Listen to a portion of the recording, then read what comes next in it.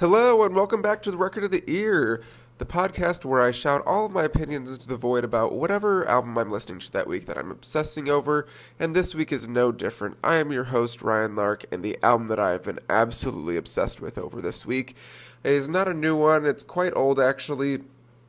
A classic, most people would say, an absolute must-have, must-listen before you die. Listen in the next week. I highly suggest it is the one, the only I Never Loved a Man the Way I Loved You by Aretha Franklin. This album needs no introduction whatsoever, barely any background. Everyone knows the hits off these songs. It is an absolutely iconic album. Easily my favorite album by Aretha Franklin, God rest her soul. So let's just get into it because there's a lot to talk about. A little bit about the stats of the album. It was originally released in 1967. It was her 10th studio. Gosh, I can't talk today. Also, I have terrible allergies, and you're just going to have to deal with the stuffiness in my voice. I'm sorry. It's not going to go away, at least anytime soon. So, as I was saying, it's her 10th studio album. It's a beautiful soul R&B album. It's got 11 tracks on it. It's the perfect length, in my opinion. Beautifully edited down. So kudos to the mixers for that, and the editors and who else was working on the album. 32 minutes long, 11 tracks, perfect for me in my opinion. Only 2 singles, the title track, I Never Loved a Man the Way I Loved You, and of course, the iconic feminist hit, Respect. This album's made it onto many lists, year-end lists, lifetime lists, including Q Magazine and Rolling Stone Magazine's greatest albums of all time. It was in, I think, like the 70s and 80s for both of them. But it's, ironically, Rolling Stone, fun fact, when the album was originally released, they criticized it, Rolling Stone did, because it sounded they mostly criticized the band behind her as being a little too boring and simple, which I can see on some tracks, but overall I think it's an incredible album and was such a foolish criticism because it's become one of the greatest albums of all time. As far as the Grammys and awards go, it won Best R&B Recording for Respect, as well as Respect also won Best R&B Vocal Performance by a Female. That was when the male and female distinctions were still around. If you want to hear more about the Grammy history, you can go listen to my podcast episode I released last week, all about the Grammy history and how it's changed over time. As far as the Grammy goes as well, it was also nominated but did not win Best Vocal Performance and by a Female for Respect. But let's go ahead and just jump right into the tracks. Actually, before we do that, I want to go ahead and remind you guys to take a listen to the album beforehand if you haven't done it. It doesn't take any time, just 30 minutes. Or if you'd like to go track by track with me, you're more than welcome. Just helps you get a better idea of what I'm talking about, or else you probably won't know the songs or recognize them, and you won't know what I'm talking about. So, anyways, let's just go ahead and get right into it. The first track is Respect, and Respect was actually written by Otis Redding. This is obviously that iconic, I would say, the feminist anthem of the world about demanding respect from your lover or partner, or honestly, whoever it is that you demand respect from. It's an absolutely beautifully written song. The melody is incredible. Aretha's voice elevates it to a legendary status that is stood this test of time even today. Everyone knows the song. Everyone loves the song. I don't know a single human who doesn't love this song. It's an absolute 10 out of 10 for both singing and songwriting. I don't want to drone on about it because it doesn't need my approval whatsoever. It's a 10 out of 10 easily. The second track on the album is called Drown in My Own Tears and was written by Henry Glover. It slows down from Respect. It's a little lengthy, the longest track on the album, except for the last one. It's about 4 minutes long, a little over. And it's all about the sadness you feel when you're without the person that you love. It's got a beautiful story to it. Something I really love about this album is there's a lot of very good storytelling on top of Aretha's incredible vocals and stylings. And this one is also very, I mean, it's just an incredible song. The storytelling, like I said, is very good. The melody, I really enjoy. She's really got that wailing style to her that brings out the beautiful emotion of the sadness in the song. When she's singing about crying and rain falling from her eyes, it's like so. There's so much imagery that the voice evokes in your mind, on top of what you're hearing in the lyrics. So I think she does a very good job here. Obviously, she always does. So Drowned in My Own Tears, I'm gonna have to give it for songwriting. I'm gonna give it a 8, and for recording, I'm gonna give it. I'm gonna give it an 8 as well. The third track on the album is I Never Loved a Man the Way I Love You, the title track, and it was written by Ronnie Shannon. This is another one of her greatest hits. It's all about being head over heels in love with someone who you know is bad for you, kind of that toxicity that is intoxicating. At the same time, that intoxicating toxicity, if you will, continues that slow ballad type from Drowned in My Own Tears. The track before, it's a beautiful relatability in this album. Gives it a real character to it because, yes, you have Respect and Drowned in My Own Tears where you kind of have kind of the positives and the feel-good parts of, not necessarily feel-good, but more maturity and I guess just like healthy relationships. And then you have this track, I Never Loved a Man the Way I Love You, about being so toxic and the reality of relationships like that, who it doesn't matter who you are. I feel like it's a very universal experience that happens to a lot of people in a lot of situations, for better or worse.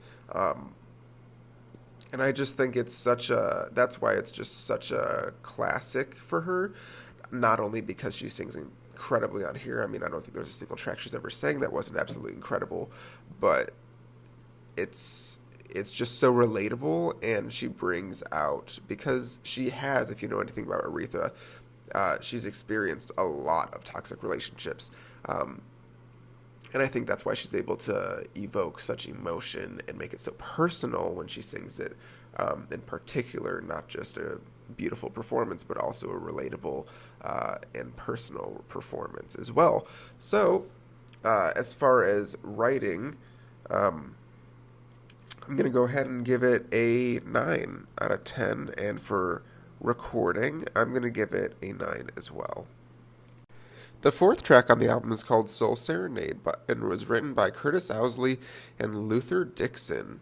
This is a song that continues on the intro with the slow pace and then kind of moves into the chorus into a kind of more medium tempo song and then kind of slow down at the end again in the outro.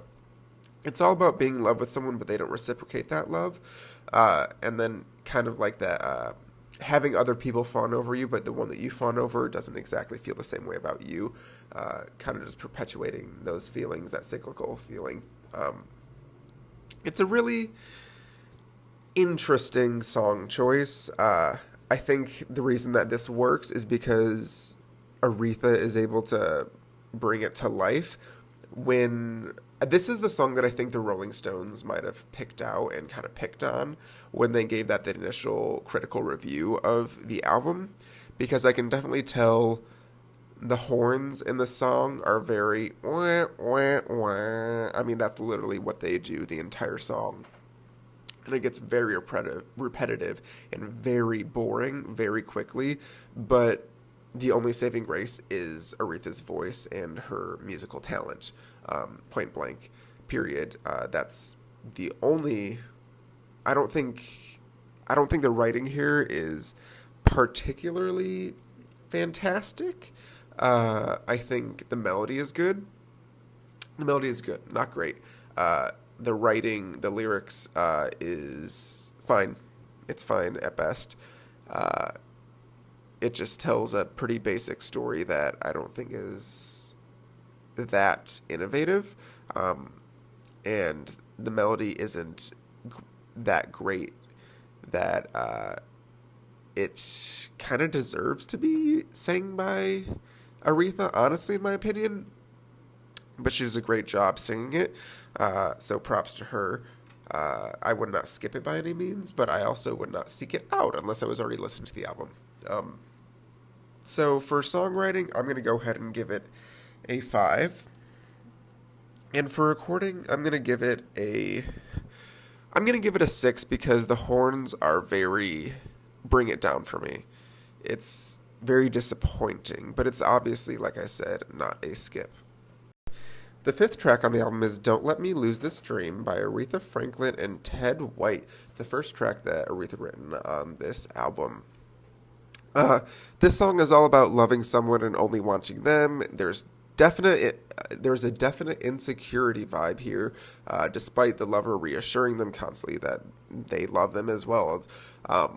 I really like this song, and I think it fits so well, and I think it's so cool because the musicality really and like the feel of the song really bring out the lyrics, which is so special. It's a kind of a bossa nova song, and the melody is absolutely fantastic, obviously, if you ever hear it. But the bossa nova feel and the way that Aretha sings the melody makes it feel panicky almost, which is so fun because it's like, don't let me lose this dream, baby, baby, hold on, is what she's singing for half the song. And the bossa nova feel of it is just makes it feel so panicky because it's kind of that groove. It just works so well here, and the imagery in your head is just like, oh wow, like it's just so interesting and so well done. Love this song, absolutely love it. I think it fits well right after Soul Serenade, the whole panicky thing after the song about not having someone reciprocate the feelings that you have for them. I think it's a good flow from that as well. So for songwriting, I'm going to have to say that this is definitely a 8 for me. And for recording, I'm going to have to go with 8 as well. The 6th track on the album is called Baby, Baby, Baby by Aretha Franklin, as well as her sister, Carolyn Franklin. This is a song slows things back down. It's a nice ballad. And it's all about leaving someone, choosing to leave someone who hurts you, but knowing you're going to go right back to them eventually, because you're just still so head over heels in love with them. And this is like just a pattern of behavior that you're aware of, and on some level apparently okay with, that it talks about, but just need to take a step back from the relationship for a second. Not sure I love the messaging of the song, but you know what? She does it well. She sings beautifully on it. She kind of sings, I don't know if it's a falsetto or if she's just hitting the high notes, but she does a great job. It's very beautiful. Love the melody here. The lyrics aren't especially wonderful. I really like the use of the background singers, however. I think this song, there's background singers on almost every single track on this album, but I think especially here, it really emphasizes a lot because it's kind of the voices in her head. I picture like the background singers as the voices in her head saying, I need you, I need you, I need you. And that's kind of her herself telling her that, oh, I really want to be with this person. Whether or not that's good or bad, that's up to her, I guess. But yeah, I think it just emphasizes things really well. I really like the song. She does a great job with it, singing-wise. Yeah, as she always does, obviously. I've said that a million times by now, but I will keep saying it because she deserves it. So for songwriting in particular, I don't think the lyrics are special, but I think the melody is very good. I really like the melody a lot, so I'm going to go ahead and give it a 7 for writing, and for recording, I'm going to give it an 8. The 7th track on the album is called Dr. Feelgood, another one of Aretha's big hits, and it was written by Aretha as well as Ted White. This song is about finding a man that gives you that good lovin' and not wanting to feel shamed for it. I swear, if this was released now, I think that this would also be another feminist anthem because it's kind of that new wave feminism where it's unashamed to be feminine, unashamed about getting what you want. Um, I think this song is absolutely brilliant.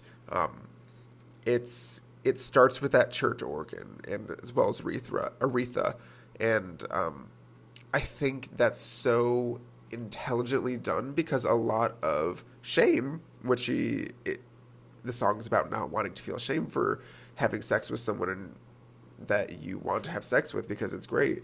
Um, a lot of shame comes from the church, and this song kind of starts with that and her kind of basically talking to the church and all those chatty church people, like guys and ladies that like to gossip around the church, um, kind of the holier than thou feel of it, talking straight to it, and then you get into the breakdown where the church organ stops and she kind of gets a little, not angry, but is very stern, and then it goes back to the church organ comes back after the breakdown, but it's a lot more subtle.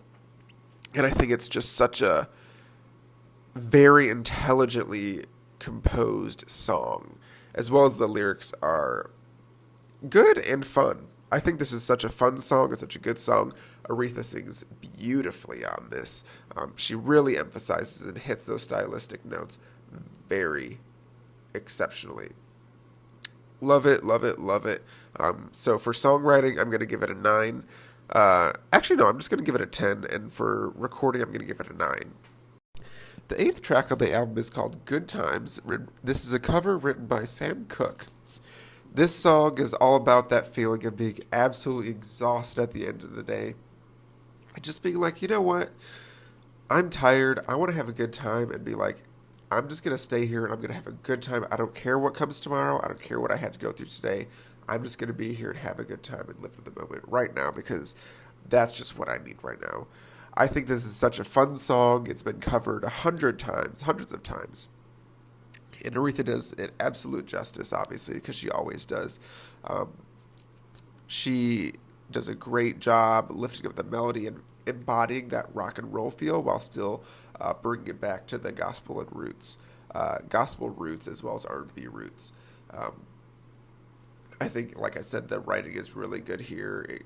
It evokes very relatable feeling that a lot of people have, especially like hardworking people feel, as well as tells it in an interesting way that's kind of like, my God, like you can feel the exhaustion in the lyrics and like the I don't care anymore feeling in it.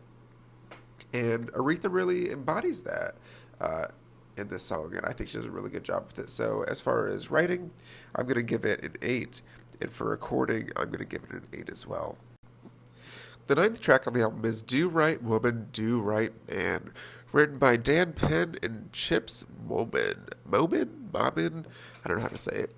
Anyways, this is another absolutely incredible song on the album. I swear to God, almost every single song on this album is absolutely perfect.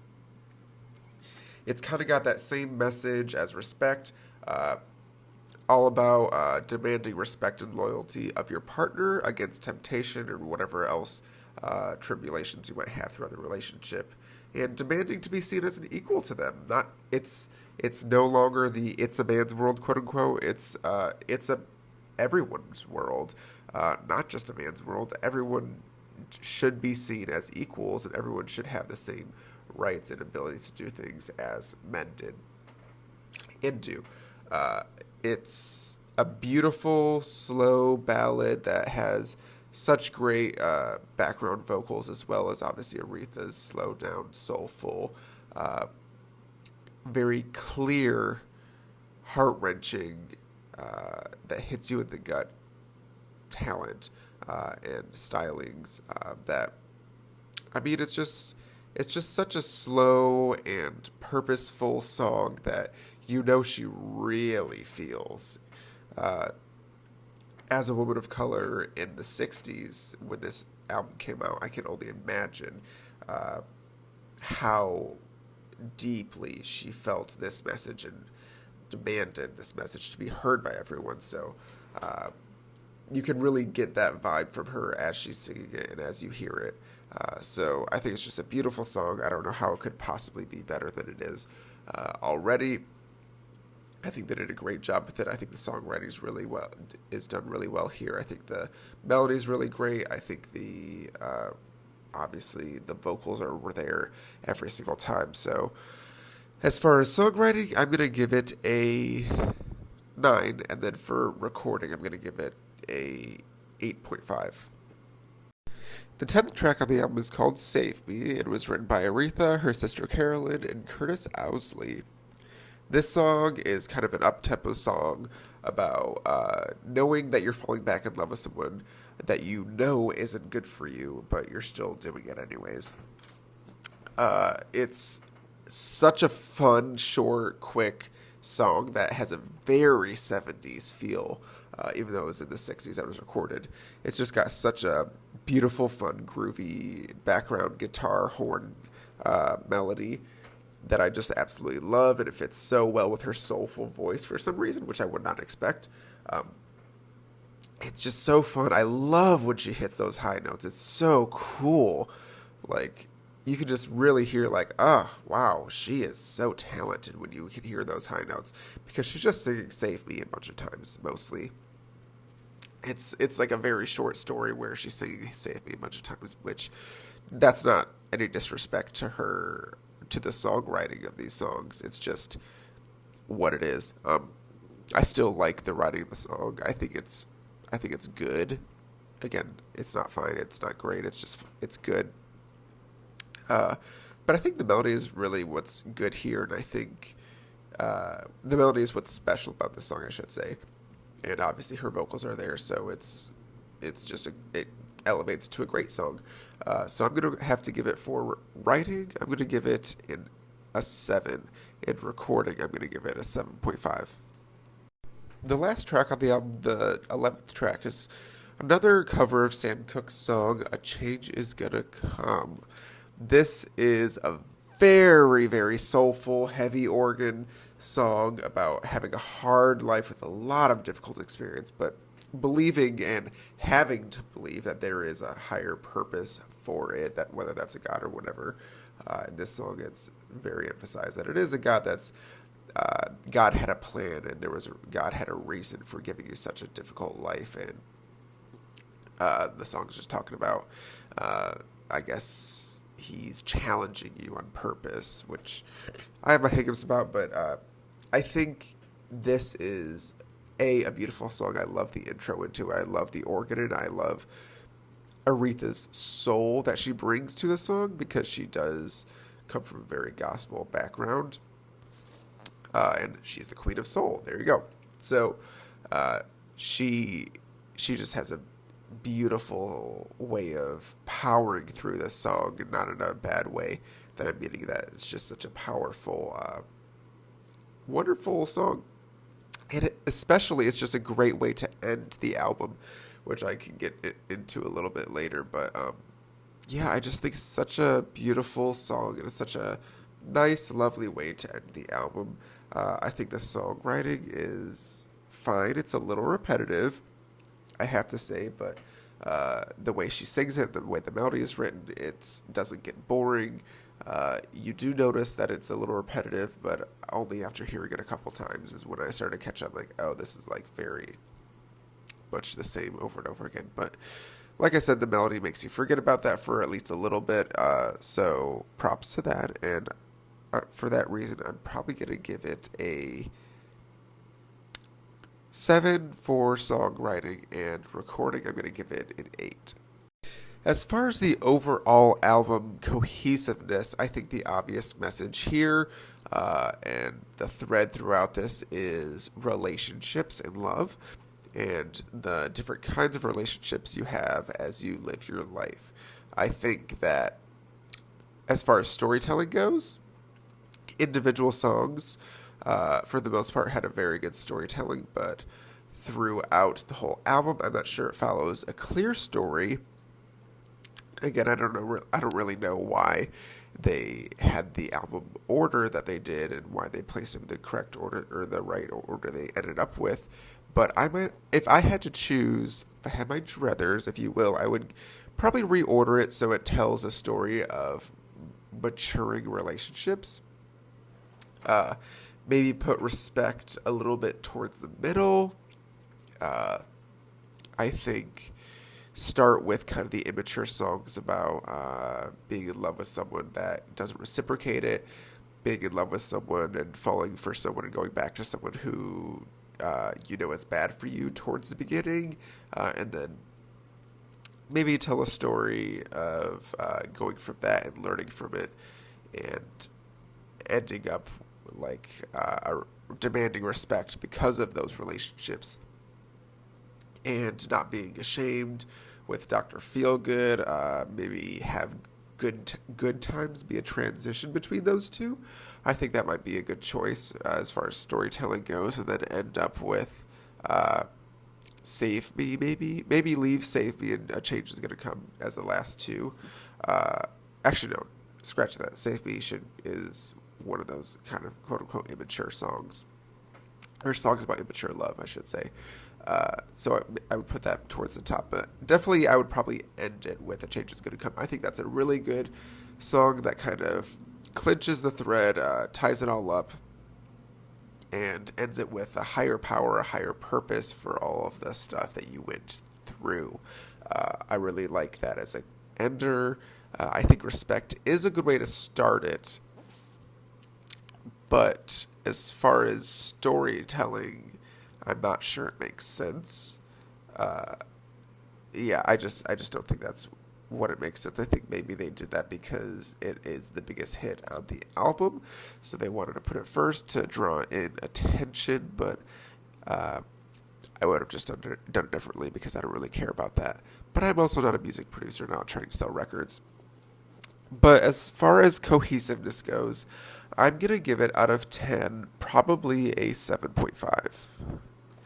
Which makes this album a 23.68 overall, 23.7, because the songwriting averaged out to 8 and recording averaged out to 8.2. Now, I am no longer, I'm going to, every year from now on, every year as if I've been doing this for very long, I'm going to, after the Grammys, I'm going to kind of reset the clock a little bit, and whatever rating album before was rating, I'm going to kind of reset it, and that way it's not the same one for forever, because I don't know if anything's ever going to beat Dolly, because this one did not. 23.7 was not high enough to beat it, but it is going to be starting new, and that is currently our one and only reigning album. So I guess please let me know what your thoughts were. Feel free to reach out. You can find me on Instagram at Record of the Ear Podcast. That's year without the Y. Please feel free to DM me, or if you'd like, please comment on whatever post for that week album is. Let me know your thoughts, feelings, what you think could have been a different order, what your thoughts were, if I got any of the song meanings wrong. What did you like about the album? What did you like about Aretha? Or if you have a particular album you want me to listen to and review, please let me know. I mean, I've got tons, and I have a never-ending list of songs or albums that I'm gonna review because I just love so many different albums. But if you want me to review one in particular, please let me know. Also, a good way to let me know is in a 5-star review. And I'm sorry, but I'm only accepting 5 stars at this time. But if you want to leave that 5-star review, you can let me know whatever your feelings are in that review. Please comment whatever you like. I really don't care what you say, but those reviews do help me. So if you could do that, I would really appreciate it. I also encourage you to go back and listen to the album again, so you kind of get maybe I changed your thoughts on the songs. Maybe I got them completely wrong. But yeah, again, please just let me know. I just want to reiterate, I have no one else to talk to about this, so I'm all ears to you. In the meantime, please go ahead and support this album. I really encourage you, even though she's no longer around, but I encourage you to listen to her because I think it's important to that listen to these messages, because they're still relevant today and very important to remember. And they still help the family of Aretha Franklin. She's got a lot of family members that need help, I'm sure, that rely on this money. So, yeah, I think it's just important to support artists you enjoy and you respect. So, go give a listen. Until then, thank you for listening, and I will see you guys next week.